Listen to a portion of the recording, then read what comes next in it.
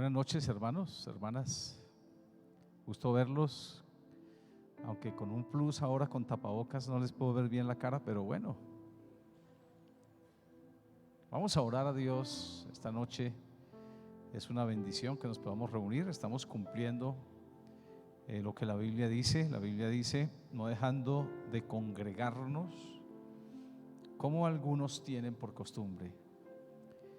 Y yo estaba mirando, les decía el domingo que uno desafía la fe, uno desafía las tinieblas y las cosas cuando uno vive en fe.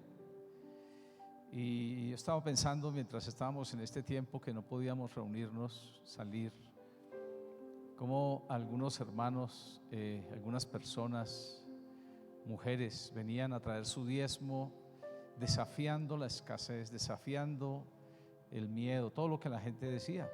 Entonces yo podía glorificar a Dios por eso. Y voy a orar, vamos a orar a Dios. Y los felicito a ustedes que desafían las tinieblas. Y la verdad nos toca así. Me llamó un hermano y me dijo, no hacemos culto porque no vinieron sino 2 hace 8 días. Entonces yo le dije, no, nosotros no andamos como ande la gente. Usted me hace el favor de hacer el culto. Porque entonces si andamos como anda la gente con el miedo, entonces no hacemos nada. Entonces tenemos que andar nosotros, ser personas de fe. Así que cierre sus ojos. Gracias, Padre bueno, por tu misericordia. Gracias por permitirnos estar aquí en este lugar para darte a ti gloria, darte honra, darte adoración, Señor. Gracias por los que están en casa viéndonos esta noche. Los bendecimos sus casas. Señor, gracias por tu misericordia, Padre eterno. Gracias, Señor. Tú has sido fiel, tú has sido bueno. Y oro que bendigas cada persona que está aquí en este lugar. Como tú ya lo has hecho, tú ya nos has bendecido. Pero activa esa bendición en nosotros, Padre celestial. Gracias, Señor. Mira, oramos por esta pandemia, Señor, que sea frenada. Oramos, Señor, que tú puedes hacer un milagro y tú puedes parar esta situación. Y en el nombre de Jesús nosotros declaramos que hay sanidad y que hay bendición. Oramos por la nación, Señor, esta noche. Mira, Señor, estas revueltas, estas huelgas, estos paros. Mira las intenciones verdaderas. Oro y en el nombre de Jesús que tú, Señor, frustres toda maquinación contra esta nación, contra la paz de esta nación. Y Señor, que tú prendas a los astutos en sus propias astucias, que caigan aún en sus propias redes, Señor. Padre celestial, danos paz en nuestra nación, te lo suplicamos. Y esta noche bendícenos, Señor, en el nombre de Jesús. Amén y amén. Vamos a leer el Salmo capítulo 122. Y vamos a hablar esta noche acerca de la alegría de la casa de Dios. Le puse este título sacado del Salmo 122, uno de los salmos más hermosos que hay aquí. Le miramos hace 8 días otro salmo. Yo me alegré con los que me decían. Y miramos nosotros hace 8 días, sí, hace 8 días miramos un salmo que dice, mejor es un día en tus atrios que 1000 fuera de ellos. Salmo capítulo 84. Y hablamos acerca de lo mejor de los atrios. Pero quiero que miremos nosotros esta noche lo que voy a llamar aquí la alegría de la casa de Dios. Y esto está basado en el Salmo capítulo 122. Mira lo que dice: yo me alegré con los que me decían, a la casa de Jehová iremos. Nuestros pies estuvieron dentro de tus puertas, oh Jerusalén. Jerusalén, que se ha edificado como una ciudad que está bien unida entre sí. Y allá subieron las tribus de Jab, conforme al testimonio dado a Israel, para alabar el nombre de Jehová, porque allá están las sillas del juicio, los tronos de la casa de David. Pedid por la paz de Jerusalén, sean prosperados los que te aman. Sea la paz dentro de tus muros y el descanso dentro de tus palacios. Por amor de mis hermanos y mis compañeros diré yo, la paz sea contigo. por amor a la casa de Jehová nuestro Dios, buscaré tu bien. Amén. Bien, hay aquí algunas cosas que quiero que tratemos, pero antes voy a introducir esto aquí, diciendo que Dios sujetó a los judíos al tabernáculo y al templo. Primero era un tabernáculo. Antes, cuando Dios empezó a revelarse al pueblo de Israel, entonces ellos no conocían a Dios. Dios es espíritu. Entonces después Dios empezó a revelarse. Entonces les mandó a hacer un tabernáculo, una tienda de campaña que era movible, donde Dios dijo que allí estaría su presencia. No Dios, no Él. ¿Sabe usted? Un entendimiento que tuvo Salomón fue que los cielos de los cielos no podían contener a Dios. Y Salomón construyó un templo y él dijo: ¿cuánto menos esta casa? Entonces ellos entendían que el nombre, la presencia de Dios iba a estar ahí, mas no Dios completamente. Como tal, Dios, la verdad, hermanos, no es indescriptible. O sea, ¿cómo hacemos para poder decir Dios dónde puede estar o a dónde va a caber? No es fácil. Dios es Dios. Entonces Dios sujetó a los judíos al tabernáculo, a las tiendas y al templo. Pero eso era esa sombra de las cosas que en el Nuevo Testamento habrían de revelarse. Fíjese que el Señor Jesucristo le dijo a la mujer samaritana, porque ella pensaba que el lugar de adoración, la casa de Dios, donde estaba la presencia de Dios, es el monte Moriah. Y entonces decía: nuestros padres adoraron en este monte, y aquí vamos nosotros a adorar. Y Jesús dijo: mire, viene la hora y ahora es cuando los hombres no adorarán ni aquí ni allá, sino en espíritu y en verdad. Así que Jesús nuestro Señor reveló otra cosa, y es cómo es la adoración a Dios, cómo es la comunión con Dios.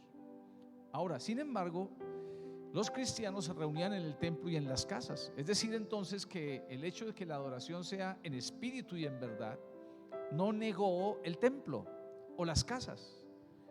Lo que pasa es que antes para los judíos era únicamente un templo, un sitio nada más. Pero ya después no.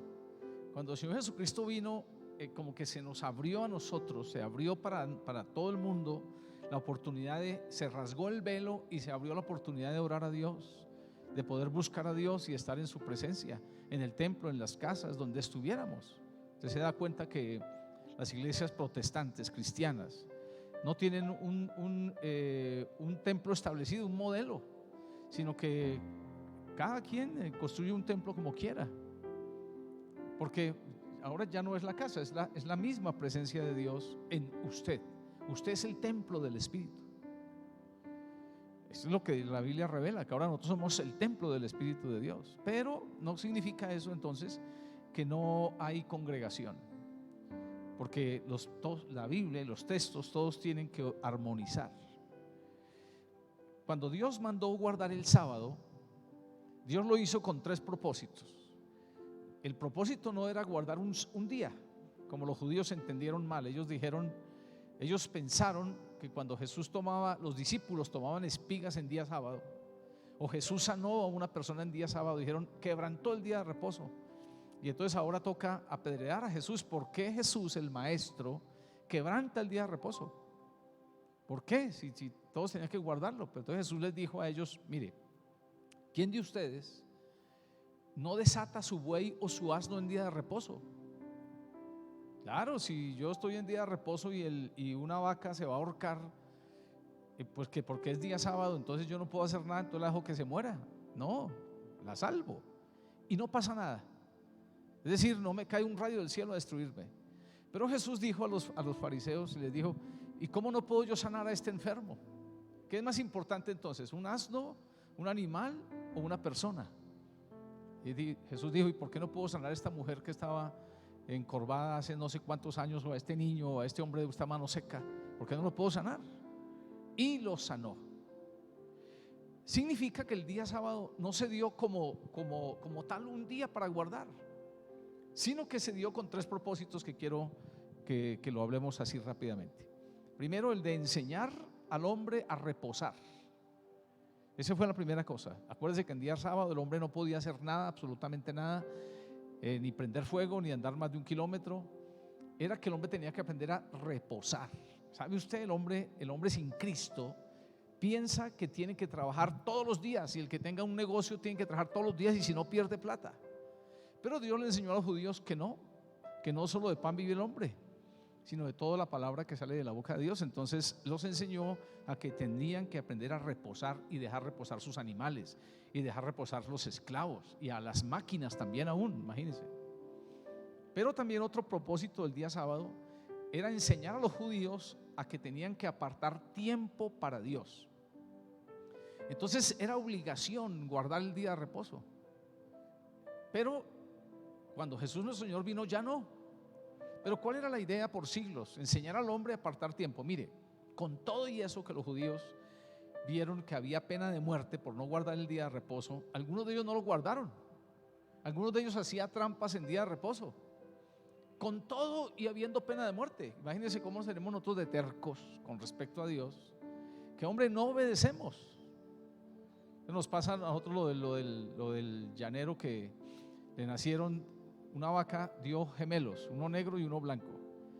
Pero él antes de nacer sabía que eran dos gemelos, que eran un par de, ¿cómo se dicen los animales? Gemelos. Bueno, nacieron 2. Y entonces él dijo, uno de esos, si nacen bien y todo, se lo voy a consagrar a Dios. ¿Listo? Nacieron los 2, uno negro y uno blanco. Entonces la mujer le preguntó, ¿y cuál es el del Señor? Y él dijo, no, espérese, tranquilo. Y pasó 1 año y un día se murió el negro. Y la mujer le dijo, ¿y cuál se murió? Dijo, se murió el del Señor. Claro, él no decía cuál, porque si le pasaba algo a uno de los 2, pues ese era el de él. ¿Qué quiero decir? Mire, eso es lo que nos pasa a nosotros, seres humanos imperfectos, que a veces no obedecemos a Dios, al Espíritu. Él nos habla y a veces nosotros somos tercos. Entonces uno de los propósitos es que Dios quería que el hombre aprendiera a apartar tiempo para Dios, no solamente a descansar, acostarse a dormir, sino a sacar tiempo para Dios, porque el día de reposo no era solamente a acostarse a dormir todo el día, no, tenía que el hombre aprender a reposar, pero también tenía el hombre que aprender a apartar tiempo para Dios. Entonces tenía que ir a la sinagoga, tenía que ir al templo, tenía que escuchar la ley, tenía que reunir sus hijos, tenía que estar en Dios, en la palabra de Dios. Y tercero, también se dio el día de reposo como un símbolo del verdadero descanso del cristiano. Y mire que en Hebreos dice la Biblia que nosotros en Cristo entramos en el verdadero reposo del pueblo de Dios, hablando del día sábado. Mire que en Hebreos dice que cuando Dios los mandó a reposar, ellos no reposaron de sus obras, o sea, ellos tampoco descansaron. Pero él dice, pero usted y yo, cuando estamos en Cristo, entramos en el verdadero reposo del pueblo de Dios, entonces descansamos, porque ese es el verdadero descanso, que es Cristo. Así que les ilustro esto para que podamos tratar de entender nosotros un poquito cómo es la necesidad, cómo se dio desde el Antiguo Testamento la necesidad de la casa de Dios para las personas cristianas. Entonces aquí nace este salmo, un salmo que escribió el rey David, al cual he titulado yo aquí la alegría de la casa de Dios. Y encuentro aquí por lo menos 5 cosas que producían alegría al rey David, porque él decía, porque él habla, yo me alegré con los que me decían, a la casa de Jehová iremos. Eso porque es una fiesta. Mire, el hombre que no tiene a Cristo, él se alegra si lo invitan a parrandear, a darle rienda suelta a su carne, pero nuestras discotecas son la iglesia, ¿cierto o no? Nosotros nos alegramos que nos digan, vamos a la iglesia, vamos. Y mire, muchas veces cuando no estamos bien con Dios, empezamos a alejarnos de la iglesia, de la congregación. Pero cuando estamos bien, entonces queremos ir. Mire, yo recién conocí al Señor, mi casa era la iglesia. Entonces yo quería ir a la iglesia, yo estaba en la iglesia, yo no quería estar fuera. Yo quería estar en la iglesia y teníamos estorbos, teníamos gente que nos quería estorbar al estar en la iglesia y que nos decía, no se ponía a hablarnos, por ejemplo, no, venga, no me hable, quiero escuchar, quiero aprender, estoy comiendo. Yo me alegré con los que me decían, a la casa de Jehová iremos. El rey David descubrió una cosa, que en la casa de Dios, en este caso Jerusalén como él la presenta, él se da cuenta que en la casa de Dios él encuentra lo integral para su alma, lo que su alma necesita. Y él sabe que cada ser humano necesita de la casa de Dios, y por eso se escribe este salmo. Ahora quiero que encontremos acá 5 cosas que son la alegría de la casa de Dios. Entonces, en primer lugar, el rey David dice, permítame leer aquí, dice: nuestros pies estuvieron dentro de tus puertas, oh Jerusalén. Jerusalén, que se ha edificado como una ciudad que está bien unida entre sí. Entonces, la primera cosa que el rey David encuentra aquí es que hay unidad en la casa de Dios, que usted y yo somos un solo cuerpo, como dice el Nuevo Testamento. Él encuentra que la casa está bien unida entre sí. Él no encuentra que hay división en la casa. Yo creo, usamos la figura de la familia en la iglesia, la Biblia la usa, y la usamos para mostrar que somos una familia grande, unida entre sí, que nos podemos ayudar, que nos podemos bendecir. Hace días me escribió un hermano de Venezuela, me escribió un mensaje diciéndome, preguntándome: ¿cómo está, hermano? ¿Por qué usted necesita que yo ore? Y empezó a preguntarme. Entonces yo me di cuenta que tengo una familia, que tengo personas que de todas maneras están interesadas en que me vaya bien. Entonces eso me habla de la unidad de la iglesia. Somos un solo cuerpo. La iglesia es el lugar donde usted puede desarrollar su función como un cuerpo, como miembro de un cuerpo, y bien unida entre sí. Lástima, mire, hermano, no podemos evitar que haya, decía Juan Calvino, que uno no podía evitar que hubieran malos obreros, falsos maestros. Tampoco podía evitar uno quien los siguiera. Y siempre, a veces hay gente, hermanos, que no está unida. Y hay gente que tiene un espíritu antagonista y todo lo anda controvirtiendo y antagonizando, y eso genera un problema. Pero la Biblia habla de la unidad. Usted mira que el libro de Efesios habla de la unidad del espíritu y del conocimiento del Hijo de Dios, hasta llegar a ser como un varón perfecto, como iglesia, como ser como un hombre perfecto, el cuerpo de Cristo. Entonces David, mire, ustedes saben quién era David y bajo qué dispensación, bajo qué momento histórico vivió David. En el tiempo en que se mataban los hombres, que había que matarlos. No había la luz clara del evangelio que tenemos ahora. Pero David habla de la unidad de la iglesia, de la unidad de la casa de Dios. Y creo yo que es eso, una de las alegrías que le produce a David la casa de Dios, viéndola como un todo, porque usted tiene que pensar también que la iglesia no solamente somos nosotros. La iglesia es un cuerpo grandísimo de gente que uno no ve, que uno no sabe. Imagínense cuando estemos usted y yo en el cielo, en la presencia de Dios, y podamos mirar las multitudes de personas que creyeron en el Señor Jesucristo, los héroes de la fe. Imagínense, ahorita no los podemos ver. A veces miramos hacia la iglesia que vemos y vemos gente que débil, gente que comete errores, y a veces nos desilusionamos y decimos no, pero no, toca mirarla con otros ojos. Dios ha unido a la iglesia, como dice aquí la Biblia, se ha edificado como una ciudad que está bien unida entre sí.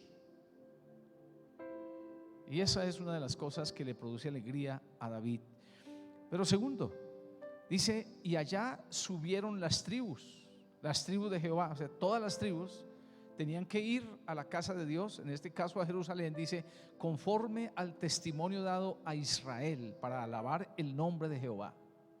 Mire, una de las cosas que Dios mandó a Israel y que los judíos tuvieron presente es que ellos tenían que estar, su vida estaba ligada con el templo.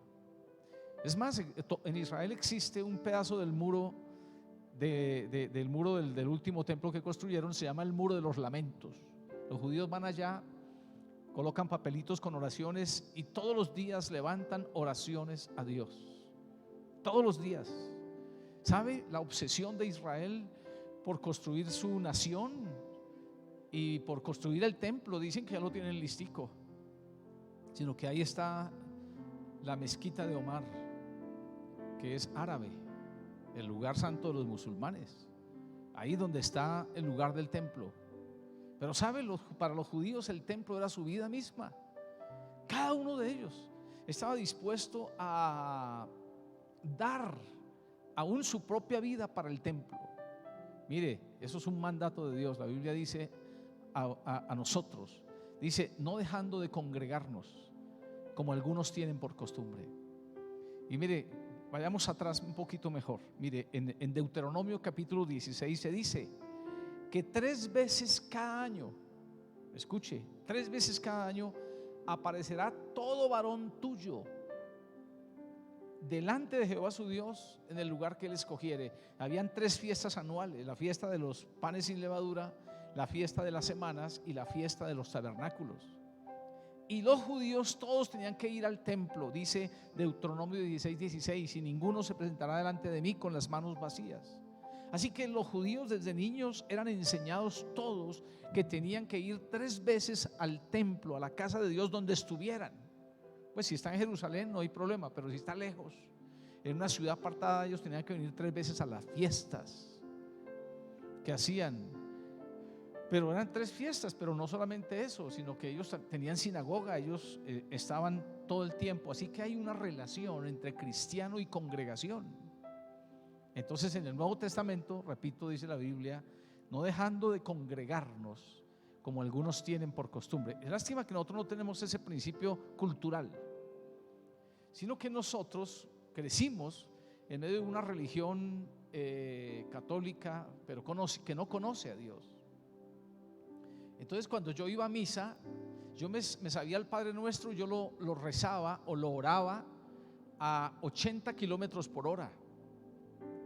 Padre Nuestro que estamos en los cielos, santificado sea tu nombre, y ya, terminó.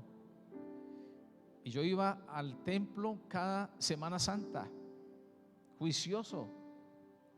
El resto no más. No tenía ningún tipo de obligación, no había culturalmente, a mí nada me obligó al templo, a la casa de Dios, a escuchar la palabra de Dios. Entonces yo no, solo cuando conocí a Jesús.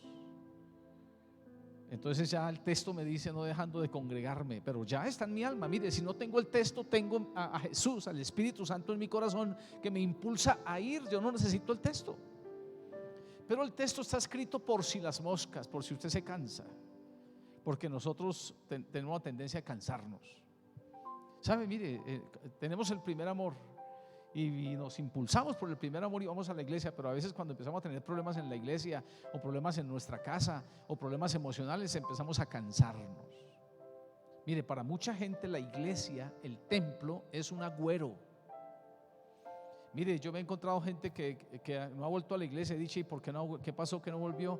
Y dijo, no, es que me estaba yendo mal, entonces me fui para otra. Entonces, ¿cuál es el agüero? Que ellos piensan que si les va mal o tienen algún problema, entonces es la iglesia, entonces se van a otra. Pero están pensando solamente en lo humano, no están pensando en Dios, porque Dios, ¿dónde está Dios? Dios está en todo lugar, Dios es espíritu. Entonces hay mucha gente que tiene la iglesia como agüero. Y en estos tiempos hay gente que ha tenido la iglesia como un lugar de suerte, como un casino, donde van y ponen plata y se les dice que se les va a multiplicar. Y eso no es la iglesia. La iglesia es relación con Dios, la iglesia es encuentro con Dios. Entonces la Biblia dice que usted y yo tenemos una relación con el templo, con la congregación, con nuestra congregación. Porque hermanos, mire, conocí al Señor y lo conocí en una iglesia Filadelfia que queda en el barrio San José. El pastor se llama Rubén Riasco. Ahí conocí al Señor. Pero recién que conocí al Señor ahí me fui a Funza, Cundinamarca, donde vivía, había que coger flota. Y allá conocí la iglesia Cruzada Cristiana. Entonces, como a los 3 mesecitos de conocer, o los 2 meses de conocer al Señor, me fui a la iglesia Cruzada Cristiana y ahí estoy. estoy ahí desde que conocí al Señor. Yo tenía mucha hambre, pero entonces mi iglesia donde yo conocí al Señor me quedaba fuera de Funza, que Funza es un pueblo, ya está más cerquita de Bogotá, ya hay bus urbano, pero antes no. Y era un camello venir a la iglesia. Pero yo venía hasta que conocí la Iglesia Cruzada Cristiana, y ahí empecé a crecer y ahí me formé. Pero hay una relación, usted tiene una relación con la iglesia, ya usted no la puede dejar. Mire, a veces cuando me voy de vacaciones, entonces los hijos de uno piensan que vacaciones es vacaciones todas, pero no, yo voy de vacaciones y me voy para un pueblo y busco la iglesia. Entonces algunos de mis hijos dicen: ay, no, ir a vacaciones con mi papá, se va para la iglesia. Yo digo: bueno, si fuera impío, ¿qué hacía? Me voy para la cantina. Pero si soy cristiano, ¿qué hago? Pues me voy para la iglesia. Es cierto, porque a mí Jesús no me cansa. No nos puede cansar, ¿cierto que no? No, hermanos, no me cansa. Y no puedo tampoco ser soberbio y pensar que me las sé todas. No. Entonces hay una relación entre cristiano e iglesia. Pero número 3, dice el rey David aquí, dice que las tribus tenían que subir a la casa de Dios, conforme Dios había dicho, conforme al testimonio dado a Israel para alabar el nombre de Jehová. Dice: porque allá están las sillas del juicio. Esto es algo que me parece interesante que hablemos un poquito, y es que David encontró que en la congregación, en la iglesia, están las sillas del juicio. Esto es muy importante porque David tiene una vida transparente y no le está huyendo al pecado. Porque cuando uno le huye al pecado, usted no va al juicio, a las sillas del juicio. Pero David sabe que en la iglesia es donde está Dios ahí. Y mire, hay un texto en el Nuevo Testamento que dice que nosotros vamos a ser jueces del mundo venidero y que tenemos que juzgar cosas simples en la tierra. Y la Biblia dice que si alguno de nosotros, cuando tiene pleito contra alguien, va ante los jueces inconversos, dice que nosotros pisoteamos el nombre de Cristo. Dice que no, que tenemos que tratarlo entre nosotros y arreglarlo, no taparlo, sino arreglarlo. Pero sabe, David encuentra que en la iglesia hay sillas de juicio, y eso es muy importante que usted lo sepa y que lo tengamos nosotros claro. La iglesia tiene sillas, es el lugar donde están las sillas del juicio. Mire, hay un texto que dice: Dios está en medio de los dioses, con minúscula, en medio de los dioses juzga. Ahí, ¿sabe qué ha pasado? ¿Qué me ha pasado en mi experiencia en la iglesia? Mire, el otro día fui a predicar a una iglesia a Fusagasugá, y estando predicando, entró un muchacho allá en la parte de atrás, y Dios me mostró que ese muchacho estaba mal. Entonces yo llamé al muchacho, le dije: venga, mi hijo, venga. Lo llamé y le dije al final, y le dije: confiese sus pecados, confiéselos. No ande en hipocresía. Él se puso a llorar, y él era un líder de la iglesia, y él estaba viviendo en adulterio, en fornicación con una mujer. Pero ¿sabe qué he visto yo? Yo he visto gente en la iglesia ante la presencia de Dios. Por eso yo creo ese texto que dice que el yugo se pudrirá por causa de la unción. Yo creo que el yugo se pudre y que las cadenas se caen y las puertas se abren por la presencia de Dios. Y yo he visto gente en la iglesia derretirse ante la presencia de Dios. Mire, nosotros en Fusagasugá estábamos, y pasó una señora.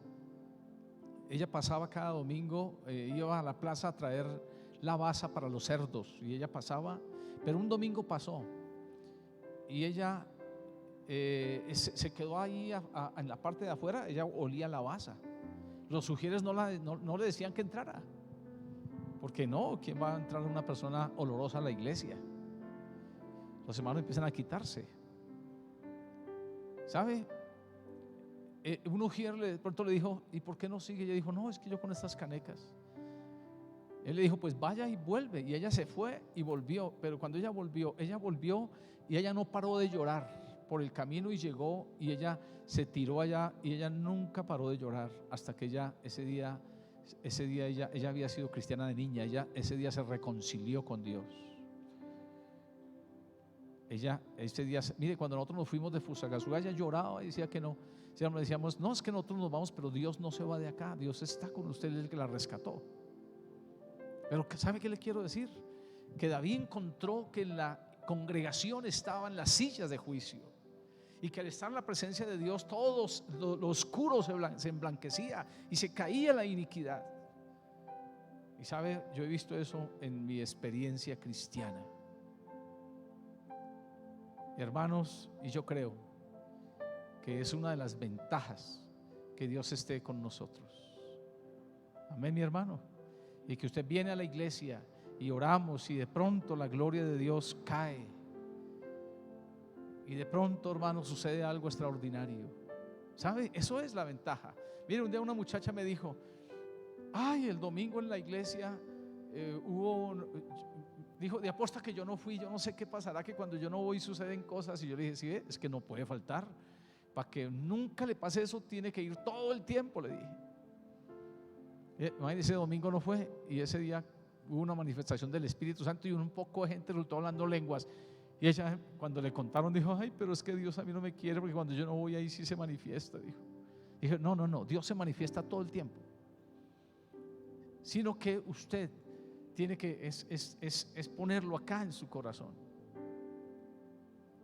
Así que ahí están las sillas del juicio, dijo David. Y número 4, sigo leyendo aquí el Salmo, dice aquí, allá están las sillas del juicio, los tronos de la casa de David.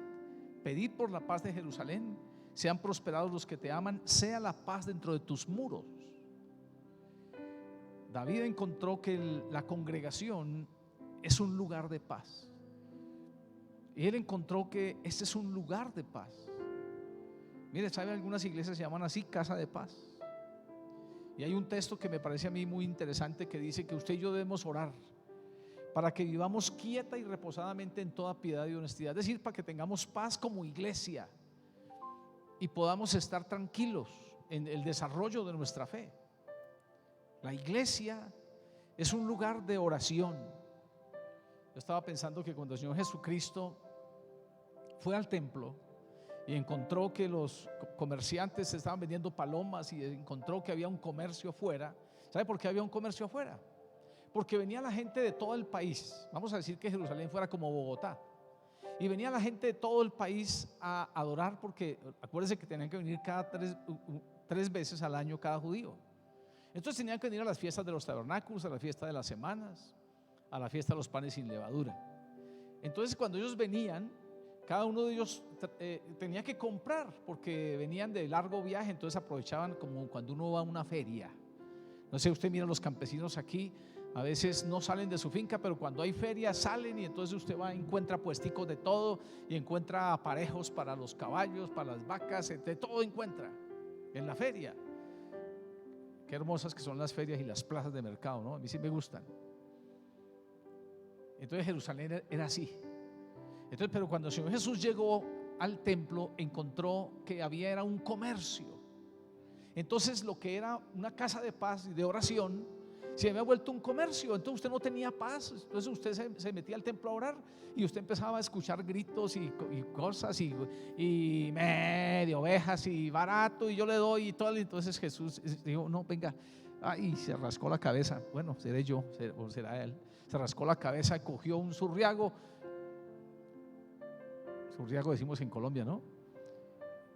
Y empezó a sacar y a voltear las mesas de los cambistas, y dijo, la casa de mi padre será llamada casa de oración, y ustedes la han hecho cueva de ladrones. Claro, porque hermanos, nosotros no podemos cambiar. Mire, Dios está en usted. Usted es el templo del Espíritu. Pero hermanos, nosotros hemos consagrado este edificio al Señor como su casa. Aquí nos reunimos todos nosotros, y esto es una casa de paz. ¿Sí? A veces nuestros músicos llegan y ponen a todo volumen la música, y uno dice, pero esta es una casa donde la gloria de Dios está. ¿Sí? La casa de paz. Eso es lo que David vio en la congregación. Y número 5, sigo leyendo el Salmo, dice acá: pedí por la paz de Jerusalén, sean prosperados los que te aman. Sea la paz dentro de tus muros, mire, y el descanso dentro de tus palacios. David encontró descanso en la casa de Dios. Y yo lo que les dije el domingo es que en la casa de Dios es el lugar donde nuestra alma recibe fuerzas. Es donde usted y yo descansamos. Es donde aprendemos y podemos respirar y decir: gloria a Dios, descanso. ¿Cuántas veces hemos llegado a la iglesia cargados? Y ahí aprendimos a descansar nuestra alma y nuestro espíritu. Ahí aprendimos a hacer eso. Por eso los impíos no entienden estas cosas. Ellos no entienden por qué usted y yo venimos al templo y nos gastamos 2 horas de culto. Para ellos es suficiente 10 minutos. Ellos no entienden por qué usted y yo venimos a Dios y le damos ofrendas a Dios. Ellos no entienden. Ellos no entienden por qué nosotros amamos la palabra, la escritura, y por qué oramos y cerramos nuestros ojos y oramos y dicen: ve, ¿y eso por qué? Me decía una señora que nosotros evangelizábamos, decía: ay, por favor, ¿por qué no escribe las oraciones en un papel y yo se las compro? Y decía: no, usted tiene que aprender. Pero ellos no entienden eso. Ellos no pueden entender por qué un hombre cristiano puede pasársela mediodía en el templo en ayuno y oración sin comer, y dicen: pero esos son unos locos, pero ¿cómo no comen? Imagínense, le digo yo a mi nieto: bueno, vamos a ayunar. Dice: ¿qué? Sí, vamos a ayunar, no vamos a comer. Y ya se le llorosean los ojos. Yo veo: este es esclavo del vientre desde chiquito. Pero un hombre natural no entiende. Mire, uno para hacer eso tienes que convertirse a Cristo. Y entonces cuando uno se convierte y su alma cambia y ha nacido de nuevo, pues es nuevo. Y entonces es que uno ya entiende y dice: no, venga. Decía mi padre, decía: ¿y qué hacía allá lambiendo ladrillo? ¿Qué hacía allá? No entienden. Pero cuando yo entiendo, cuando mi alma recibió descanso, cuando mi alma fue transformada, cuando yo empecé a entender que Jesucristo estaba en medio de cada ser humano, ¿sabe? Y que su gloria y que su revelación estaba ahí. Y yo escuchaba a los predicadores. Mire, Jesús mismo validó esto. Él dijo: en la cátedra de Moisés se sientan los escribas y fariseos. Y él les dijo: así que todo lo que digan, háganlo. Él dijo: mire, allá en el templo se sientan los escribas y fariseos y predican, escúchenlos y háganlo, dijo, pero no hagan conforme a sus obras. O sea, no imiten su ejemplo, pero hagan lo que ellos dicen. ¿Qué estaba diciendo Jesús? Mire, vaya, usted aprende, ahí hay revelación. Mire, mis hermanos, yo leo mi Biblia todo el tiempo, pero yo escucho. Y yo a veces he aprendido mucho de personas. He empezado a tener revelación de cosas, de decir: ay, Dios, entendí esto. Así que, hermanos, mire, déjeme terminar diciendo esto. El rey David dijo, y sabe, la vida del rey David fue acumular tesoros para que hicieran la casa de Dios. Dios le dijo a David, porque David tuvo en su corazón hacer casa para Dios, y Dios le dijo a David: no, usted ha derramado mucha sangre, usted no puede hacer casa. Él le dijo: pero su hijo Salomón, él me hará casa. Y Salomón significaba pacífico. Entonces, ¿qué hizo David? Cogió su vida y decidió acumular tesoros para la casa de Dios, y levantó una casa. Y el templo que hizo Salomón fue un templo muy majestuoso para Dios. Ese David dijo: yo me alegré con los que me decían: la alegría de la casa de Dios, a la casa de Jehová iremos. Y yo creo, hermanos, que es muy importante para nosotros el que entendamos que la casa, que la congregación es muy importante. Póngase de pies, por favor. Y Dios nos ayude y su gracia esté con nosotros Padre bueno, gracias por tu misericordia con nosotros esta noche. Gracias porque tú perdonaste todos nuestros pecados y quitaste la carga que había en nosotros. Gracias, Señor. Y has traído descanso a nuestra alma, y has traído paz a nuestro espíritu, y nos has enseñado, Señor, que la congregación es muy importante. Gracias por traer alegría a nuestra alma en tu casa, con tu casa. En el nombre de Jesús nuestro Señor. Amén y amén.